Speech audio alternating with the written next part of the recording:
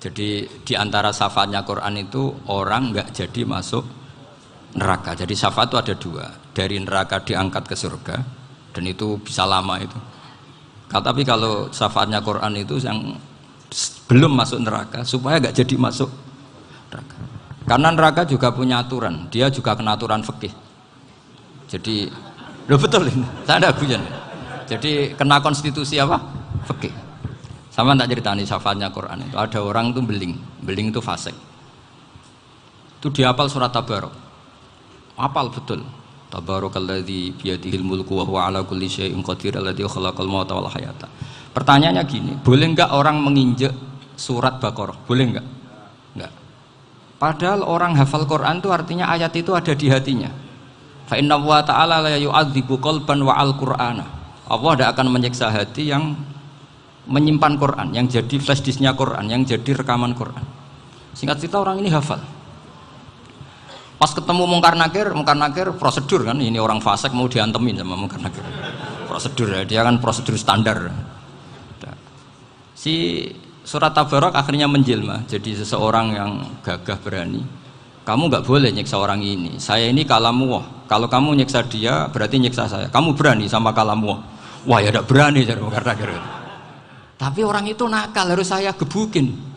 Tapi kata Quran tadi, tapi saya di situ pasti kena saya. Oh debat, nggak ada lajnahnya, ini nggak ikut. Kalau Gus Wirjon ikut jadi lajnah. Kalau jadi lajnah pasti kroninan, kalau santrinya dimenangkan nanti. Akhirnya debat. Ya sudah kita ketemu Allah. Akhirnya Mungkar Nakir sama Quran tadi surat Tabarok datang, sowan sama Allah. Terus kata Allah, memangnya kenapa Mungkar Nakir? Saya harus nyiksa dia karena dia fasik ya Allah.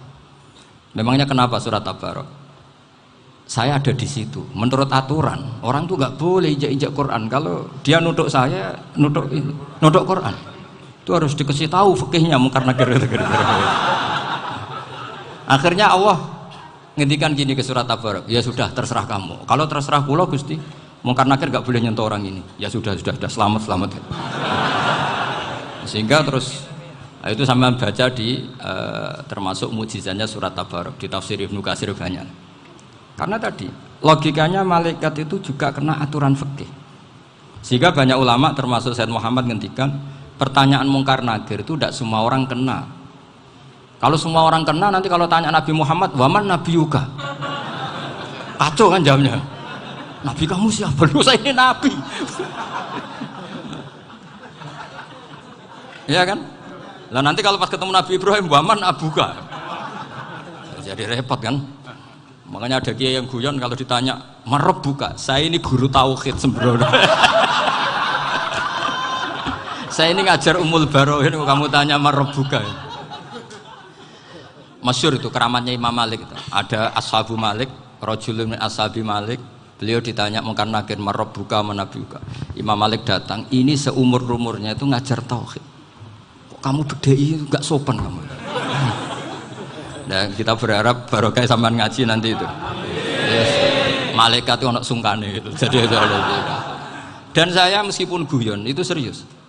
Bedanya orang alim sama ndak itu di situ. Kalau orang alim itu guyon itu masih bener, masih serius. Coba saya bacakan ayatnya. Ala inna auliya Allahi la khaufun alaihim wa lahum yahzanun. Terus lahumul busyra fil hayatid dunya fil akhirah. Artinya kalau Mungkar Nakir dengan penampilan garang gitu, berarti ada ketakutan apa enggak?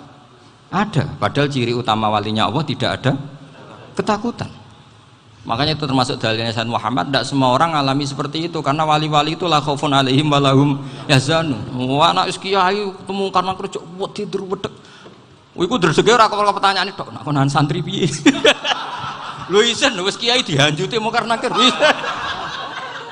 Malu gak kira-kira? Mesti plengaan konan santri piye? Nah jawabannya gampang karena pernah ngajar tauhid. Makanya Sayyidina Ali ini cerita ini ada di kitab Nurul Dholam, sama di kitab Nurul Dholam karangannya Syekh Nawawi Banten. Itu Sayyidina Ali itu ya, andekan orang biasa mungkin ya agak-agak hasut, tapi ini wali gak boleh kamu katakan hasut. Dia itu mangkal sama Umar. Orang kok setiap orang pernah dibentak, apa dia berani bentak Mungkar Nakir? Penasaran dia. Bagaimana perangnya Umar itu berlanjut enggak gitu kira-kira. Akhirnya minta, ya Allah saya minta kasyaf. Ya karena yang minta Sayyidina Ali karena mau wajah dituruti sama kasuf. Dilihat Sayyidina Umar pas meninggal itu. Jadi hasud itu ya kadang penting asal baik. Loh betul bahasa Kanjeng Nabi kadang la hasada illa fisnaten. Itu Nabi bahasakan ya hasad. Gus Verson saja yang nafsirkan ghobtoh itu kan gaya-gayanan sebagai ulama. Aslinya Nabi ngendikannya itu la hasada illa fisnaten. Ulama yang ganti itu namanya ghobtoh. Wong Nabi sendiri nyebut hasad kok kamu tafsiri ghobtoh. Ya hasad ya hasad. Udah enggak usah ditawil-tawil pokoknya gitu. Kalau sampean nggak percaya nggak apa-apa. Kok gitu aja kok repot. Karena sampean nggak percaya kemungkinannya dua. Satu nggak ngerti. Dua sama-sama alim kan dari awal kalau sama-sama alim kan laisali alimin ayuqallida aliman akhor. Kita nggak perlu saling mengikuti. Ngapain hasud? Biasa aja. Akhirnya Sayyidina Ali kasut. Pas Umar bangun, setelah mati kan bangun, setelah meninggal bangun. Mungkar Nakir datang dengan perangai yang sangat garang. Itu digambarkan Sayyidina Ali matanya itu kal kidril ghali. Kayak apa? Kendil yang apa? Menganga. Wah, seru. Sayyidina Ali senang, paling takut ini Umar. Senangnya bukan main. Wah, ini mesti takut Umar. Biasa. Ternyata enggak, Umar malah bangkit. Woi, Mungkar Nakir. Kamu tahu menghadapi siapa? Itu betul ya? Kamu itu menghadapi temannya ahabbal khalqi ilallah. Yang diandalkan temannya bukan dia. Kamu tahu yang kamu hadapi, saya ini teman kekasihnya Allah. Jadi boleh kamu mengandalkan Mbak Virjon. Tapi nanti resikonya Mungkar Nakir tanya, itu Virjon siapa? Wah, itu masalah kan. Makanya syaratnya wali itu harus ma'rufun fis sama. Di langit sudah populer. Makanya dulu ada orang yang saking seninya Abdul Qadir ditanya apa saja jamnya Abdul Qadir Al-Jilani. Itu aman karena beliau populer. Makanya program kita harus populer dulu di langit. Nah, itu nanti kalau dicatut oleh santri-santri nggak apa-apa. Kalau nggak populer nanti dicatat, itu siapa? Masalah ini. Umar itu yang dibanggakan itu, kamu tahu saya siapa? Ya enggak tahu, saya ini temannya kekasihnya Allah. Temannya Muhammad, iya Muhammad Rasul. Wah mikir, waduh, repot. Loh di dunia aja gitu kan, temannya presiden, temannya panglima, apalagi ini temannya Sayyidul Awalin wal Akhirin. Di dunia aja bilang temannya presiden, menteri, orang sudah takut, apalagi ini temannya Sayyidul Awalin. Hanya Mungkar Nakir terus konfirmasi sama Allah, gimana ya Allah ini ngadepi. Sebetulnya yang diandalkan itu temannya, bukan dia. Wah, akhirnya sama Allah dibilang, ya Bu, ya sama seorang seperti itu Bu yang sopan.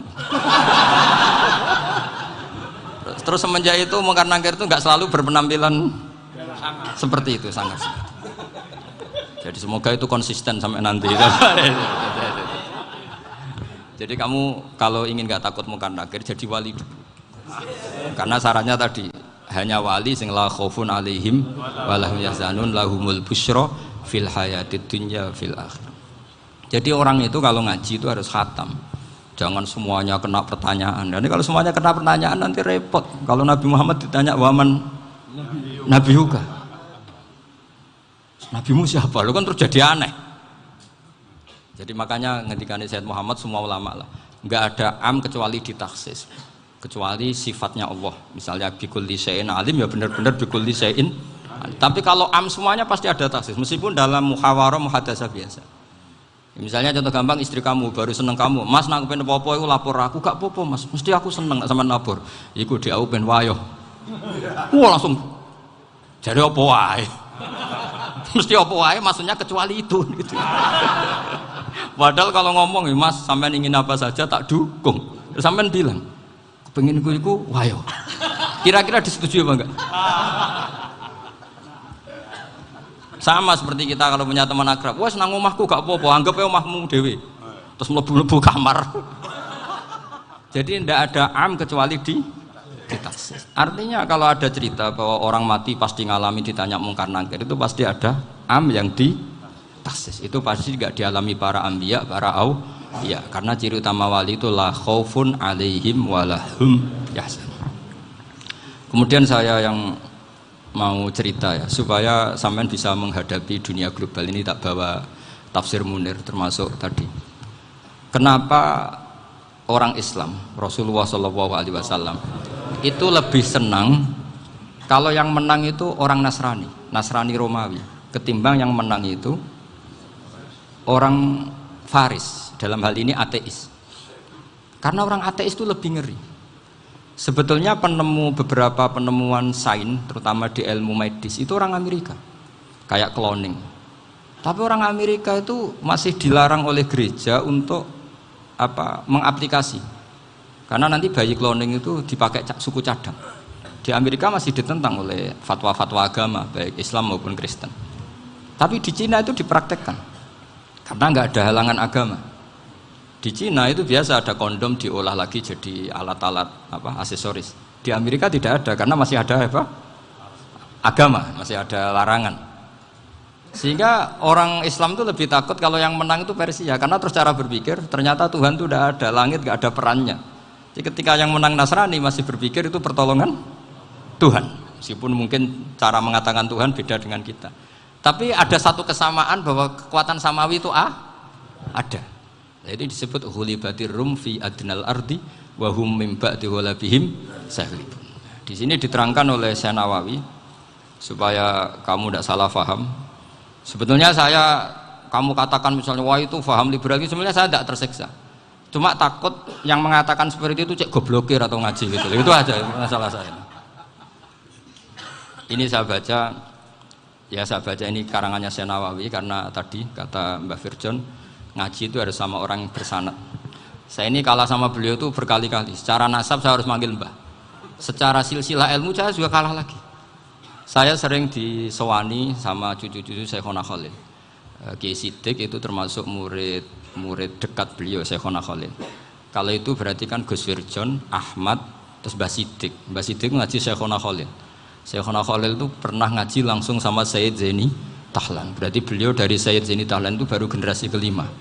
Sementara saya itu sudah ke-7 atau ke-6. Saya, Mbah Mun, Mbah Karim misalnya, Mbah Hashim, Mbah Mahfud Termas, Sayyid Abi Bakar Sato yang ngarangnya Anatul Tolibin, baru Sayyid Zaini Tahlan. Berarti saya ke-7, kalah lagi. Tapi untuk jadi wali biasanya cepat saya. Karena syaratnya jadi mbah itu ngalah demi putu. Jadi kalau beliau ngotot, saya dulu Gusti, saya mbahnya. Wah itu mbah yang nggak baik.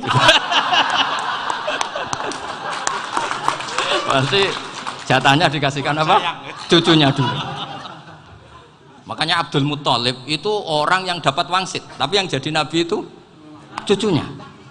Jadi dalil saya banyak. Sebenarnya Abdul Muthalib itu sudah sering dapat wangsit. Karena saya bahasakan wahyu, Nabi yang protes, enggak nabi kok dapat wahyu. Tapi sebetulnya Abdul Muthalib itu masyhur. Kalimat-kalimatnya menunjukkan bahwa beliau itu sudah dapat wahyu kalau nanti cucunya itu jadi apa? Nabi. Makanya senangnya bukan main Abdul Muthalib sama Rasulullah. Putu seneng, mbah seneng putu. Jadi mungkin, jadi sampean enggak usah protes loh. Yang jadi wali kok cucunya. Dulu betul.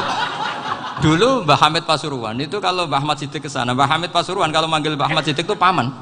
Tapi pamannya minta ijazah ke ponaan. Apa ya gara-gara itu memang. Kalau itu masih berlaku apa? Ngalah tadi. Kayaknya masih apa? Hawane masih. Karena melihat tren-tren langit masih gitu kayaknya masih. Masih itu. Ya, tapi mbahnya tetap dapat jatah, tenang saja nanti. Tapi memang sebaiknya mbah itu legowo. Rasulullah Muhammad SAW itu terkenal min dzurriyyati Ibrahim. Tapi kata Rasulullah, ana dakwatu Ibrahim wa bisyaratu Isa. Aku nganti ngene iki barokah dongane Nabi siapa? Ibrahim. Jadi dongane Nabi Ibrahim nggih tiba teng putu. Jadi banyak bukti bahwa jatuhnya ke putu gitu. Tadi saya di kamar sama beliau berduaan. Nih Mbah sing dadi wali dhisik ndi? Aku webah. Cocokan tadi. Nah, kenapa saya akhir-akhir ini gulirkan daftar wali? Kenapa? Saya ini resah ya, orang sudah ingin dicintai pejabat, dicintai tetangga, dicintai teman. Tapi kadang-kadang orang lupa lagi dicintai apa. Makanya saya meskipun guyon, tapi ini amdan, bukan sahwan. Supaya orang punya cita-cita lagi jadi wali, ingin dicintai Allah. Kita ini terlalu lama ingin dicintai makhluk. Mbok ya naik kelas sedikit lah. ingin dicintai Allah Subhanahu wa Ta'ala. Meskipun saya guyon, tapi tadi guyon saya tuh lebih serius ketimbang serius Anda. Karena tak pikir, saya tuh kalau pergi itu seneng ngebis, bukan karena saya tidak punya mobil, tapi saya sering mau butuh itu supaya nggak diganggu. Karena saya tuh harus punya waktu sendiri. Kalau bis kan ketemu orang nggak kenal, tapi sekarang ya agak susah, banyak yang kenal. Dan susahnya lagi nggak minta ijazah, minta foto. Aduh, repot tuh. Mau dibenci itu umatnya Rasulullah Shallallahu Alaihi Wasallam. Mau disetujui itu sanatnya mana? Kalau ketemu orang alim minta apa? Foto. Itu nggak ada sanatnya. Nggak tahu saya itu mazhab dari mana itu. Ya mazhab milenial yang jelas itu kan. Ini tak baca ya biar dapat, karena ini kenangan saya sama Mbak Ahmad Siddiq. Saya masih ingat betul beliau ngisi hallnya Mbak Abdullah bin Umar, berarti abahnya Mbak Hamid. Karena mbah saya itu Fatimah binti Khalid bin Umar, kalau Mbak Hamid itu Hamid bin Abdullah bin Umar. Itu saya masih ingat betul zaman itu Mbak Hamid setiap hall di Lasem itu rawuh dan saya derek mbah saya karena masih misanan datang ke Lasem. Itu beliau pas itu ngisi sama Mbah Mun. Mbah Mun masih muda, Ki Ahmad Siddiq sepuh senior. Itu beliau cerita bahwa dulu ketika Indonesia dijajah Jepang itu para kiai mimpi dibacakan ayat ghulibatir rum fi adnal ardi wa hum min ba'di ghalabihim salim. Terus ada kiai yang tanya, takwilannya gimana? Ya nanti Jepang pulang bukan karena kita yang mengalahkan, tapi Jepang ada yang mengalahkan sendiri meskipun tidak kita. Kayak dulu Faris tidak dikalahkan Islam tapi dikalahkan Romawi, tapi yang senang umat Islam. Wa yauma idzi yafrahul mu'min. Itu luar biasa ulama-ulama kita. Delalah kejadiannya Indonesia seperti itu. Yaitu kita tidak mengalahkan Jepang, tapi Jepang pulang sendiri karena dikalahkan apa? Sekutu. Ya ini saya baca. Ini tidak usah dicek bacanya benar apa enggak. Sudah aman, apa? Aman. Karena kalau saya salah itu ya sengaja. Artinya ya sengaja saja. Ya biasa maksudnya. Saya kemarin ngisi di Pondok Peloso, di Pondok Al Munawir Jogja. Salah itu ada dua, ada salah memang benar-benar salah. Itu nggak apa-apa, bisa dimakfu. Karena mesti sangke wong goblok salah yang terus itu. Ada salah bawaan ilmu, itu repot tuh dadan ini. Karena misalnya kita yang biasa belajar qiraah safah wayah sibuhu, mesti diulang lagi wayah sabuhu. Karena qiraahnya Imam Asim itu hasibah yah sabu bi fathis sin. Sementara kita kalau ngaji kitab kulino yahsibu. Sehingga kita yang biasa belajar safah itu kalau baca kitab itu kayak orang bingung. Kadang-kadang yang ngaji juga bingung. Gus Pak mau di bulan pilih. Ya tepat-tepatan. Ada yang mengatakan Gus Pak bingung, ada yang mengatakan Gus Pak alim alamah. Ya tepat-tepatan nasib tadi. Karena memang ya safah memang seperti itu. Misalnya kufuan. Kufuan itu Imam Asim baca kufuan. Tapi beliau punya murid namanya Syu'bah. Itu kalau baca kuf'an. Makanya kita itu, ini kan khataman Quran ya, jadi saya menyinggung sedikit tentang qiraah safah. Tadi beliau juga sudah tak kasih kitab saya Hifdzuna Liyadal Mushaf. Sama tak ajari latihan safah, memang angel ya. Makanya yang nggak bisa itu wong pinter, sudah tahu angel ya nggak usah diteruskan kan. Orang menghindari barang angel itu pinter apa goblok? Pinter. Berarti wong goblok pinter. Saya tuh makanya sama orang goblok tuh respect. Jadi orang alim tuh angel apa gampang? Angel. Menghindari barang angel pinter apa goblok? Loh, orang menghindari barang angel pinter apa goblok? Pinter. Berarti wong goblok pinter.